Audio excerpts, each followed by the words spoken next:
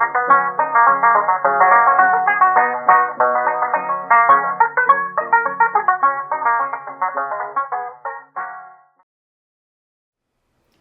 that you have a new banjo, you need to make sure that it is properly set up and in tune.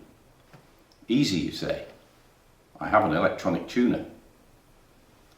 Unfortunately, there's a little more to it than that. Setting up a classic banjo is not difficult because there are not many adjustments that can be made. Firstly, we need to check the vellum or head tension. This head is a plastic Remo Renaissance head, and it is tensioned by evenly turning the tension nuts, which in turn pull on the tension hooks to pull down the tension hoop. This must be done evenly all the way around the hoop. The way I check to see if the head is tight enough and even is to press my thumb near the centre of the head. It should take quite an effort to deform the head, but not be so tight that it won't deform at all. This is another Clifford Essex banjo which has had its strings and bridge removed. This head has been tightened down, but not evenly. When you are tightening down, you should evenly tighten the tension nuts around. The way to check, I use the spanner or wrench to tap approximately 2 inches from the edge of the hoop.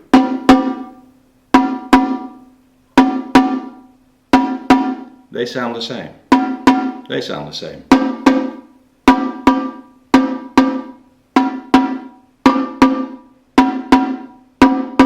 You hear that at this point there is a lower tone, and then it's back to tension again. This means that the tension nuts at this side of the hoop have not been tightened to the same extent as the others. You should tighten evenly all the way around the instrument until you get the same tone at all points. This is much easier on the plastic heads because they pull down much more evenly. I prefer to tighten by feel. I use a small spanner or wrench to tighten using my little finger at the end of the spanner. The feel equates to tightness of each nut, and it's quite easy to detect as you move around the hoop. There are special tools to ensure the correct head tension. This one is known as a drum dial, which presses onto the vellum. And this one is a torque gauge, which detects the amount of torque on each of the nuts to check that they are tightened evenly. Personally, I always use a Fourier spectrum analysis tool. I'm only joking about the Fourier spectrum analysis tool. Not even I go that far. Tapping works fine, and the nuts can always be tightened slightly or slackened slightly when the banjo has its strings fitted and it is tuned, until it sounds as you prefer it. Slackening gives a more mellow, tubby sound, and tightening gives a brighter, more penetrating sound. Now let's talk about the neck and the string height or clearance, which is also known as the action. In adverts of banjos being offered for sale, you often see the phrase, neck as straight as an arrow, neck perfectly straight. I'm not totally sure that this is the best for a classic banjo. When a neck is made, it is perfectly straight, and the tops of the frets are file level too. But when strings are fitted and tuned to the correct pitch, there is a considerable tension on the neck, making it bow very slightly upwards. This slight upwards bow is often found on antique instruments, which have been under tension for many years.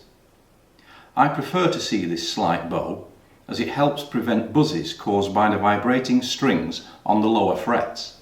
The strings usually used for classic style are nylon or the gut equivalent. Gut was originally used, and some players like the original sound. But these do have the disadvantage of going out of tune as the air humidity changes, although this is less of a problem with modern treated strings. I prefer nylon strings, which for me last longer and are more stable. There are different thicknesses of nylon, often called light, medium or heavy gauge. I prefer heavy strings, but beginners may be more suited to medium gauge as they are easier on the fingertips. Fitting the strings is just a matter of tying a knot in the end and hooking it onto the tailpiece, and then winding the string through the tuning pegs on the peg head. Look at how the strings wind round the pegs. This way, everything stays in alignment and the pegs turn the correct way to tune the instrument. Now we've checked the head tension and fitted the strings, we need a bridge.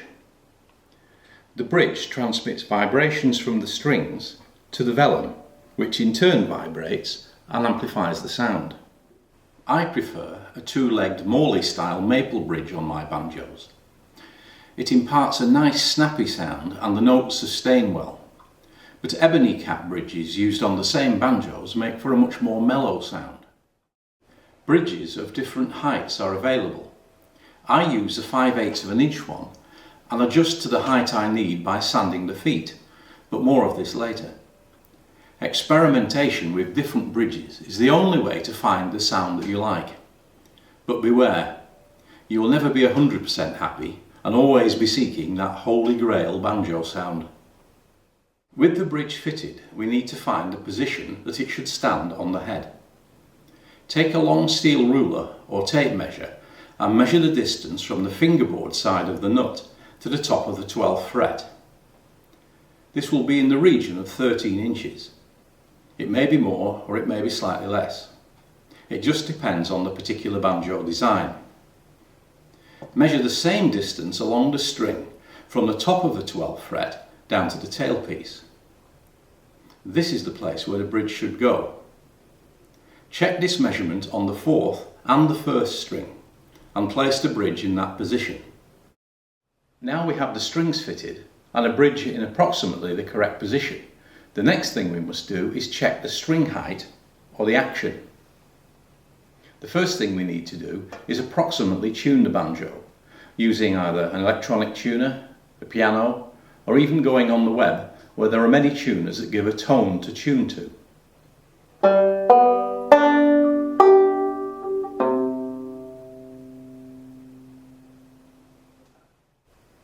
You will find that nylon strings stretch quite a lot and are constantly going out of tune for the first few days as the knots at the tailpiece tighten and the strings settle down. Now we are ready to measure the action. Take a steel ruler and measure the gap from the top of the 12th fret to the string. On a classic style banjo this should be around 5 to 6 millimeters or 1/4 of an inch. If the action is too high, it makes it very difficult to get your fingers cleanly onto the strings the higher up the neck you go. Alternatively, if the action is too low, you can get buzzing on the frets as the string vibrates. Start on the 4th string and move fret by fret up the fingerboard, picking the string firmly downwards. You should get no buzzing. Move from the 3rd, then to the 2nd, then to the 1st string and see if everything is clear of buzzes. If the action is too low and there is buzzing, firstly fit a higher bridge and try again. The buzzing may have gone and the action may be correct or perhaps a little high. If the action is a little high, you can carefully sand the base of the legs by placing a piece of fine sandpaper on a sheet of flat wood or glass and moving the bridge backwards and forwards to sand the feet. I draw a line round the base of the feet so that you can see how much wood is being removed. Remove a small amount at a time and keep refitting the bridge until there are no buzzes and the action is about correct. Now for the worst case scenarios. Your action is very high and you still get buzzing. There can be a number of reasons for this. Older banjos may have developed a twist in the neck over time, which puts the strings close at the point of the twist. This causes buzzing. There is little that you can do. An instrument repair may also be far too expensive. An even worse problem could be that at some time in its life the banjo may have been stored damp and the neck has actually bowed backwards. This puts the centre frets closer to the strings than those at the nut or at the hoop. So you do tend to get a lot of buzzing, particularly when playing about the first 5 frets. This is really a job for an instrument repairer who may refile the frets to make them level, or he may have to re-bend the neck to make it straight again. You can attempt this repair yourself using a heat box, which warms the neck for a few hours while clamped under tension. When cool, the clamps are removed and you should have lost its bow. This is not a job for the faint-hearted though. Another cause of buzzing may be that the hoop is distorted very slightly at the place where the perch pole goes through the hoop. This can cause the whole neck to tip slightly upwards or downwards, dependent on how the hoop is distorted. It can be an easy fix. Loosen the perch pole retaining clamp and end screw enough to create a small gap between the neck and the hoop.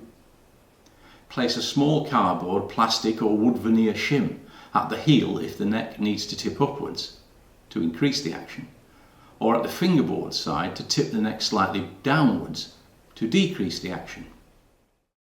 There may be many other causes of buzzing, for example loose nuts and hooks. The strings where they pass through the tailpiece could be touching the top of the vellum and vibrating. But let's hope now we have a banjo with the correct head tension, the correct action and the correct height bridge, and with no buzzes. Now we can finally retune to get the exact position of the bridge. Now we have to set the string intonation. Without trying to explain too deeply, when a string is pressed, it is stretched slightly, and this stretching increases the pitch to produce a note which is slightly sharp. This is more noticeable on instruments with higher actions. To compensate for this, the bridge is placed at an angle. Firstly, we pick the first string and then rapidly touch and lift with the pad of my middle finger in this instance. And you get another note which sounds the same as the first, but it is actually one octave higher. Adjust the bridge backwards and forwards until the harmonic is the same as the first note. As a double check then, fret at the 12th position.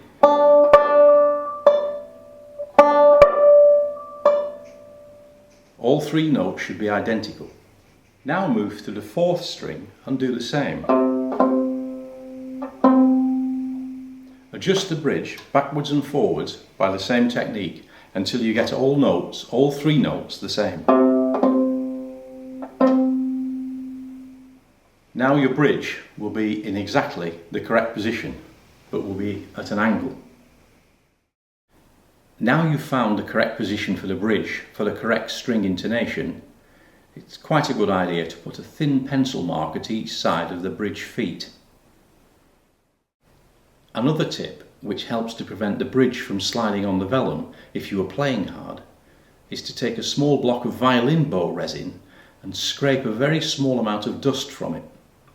Lift each foot from the bridge and put a small amount underneath it. This increases the friction between the wood and the vellum surface, thus prevents the bridge from sliding. Now we're going to do a final tune of the instrument to make sure it is accurate. This is where you can use your electronic tuner to set the concert pitch for the instrument. Now you've tuned using your electronic tuner, let's do a final check. Play the 4th string at the 7th fret and the 3rd string open. The same. Play the 3rd string at the 4th fret and the 2nd string open. The same. Play the 2nd string at the 3rd fret and the 1st string open. And play the 1st string at the 5th fret and the octave string or 5th string open. Or if you want to be really clever, play all the G's at the 5th position. They should all sound the same. Easy.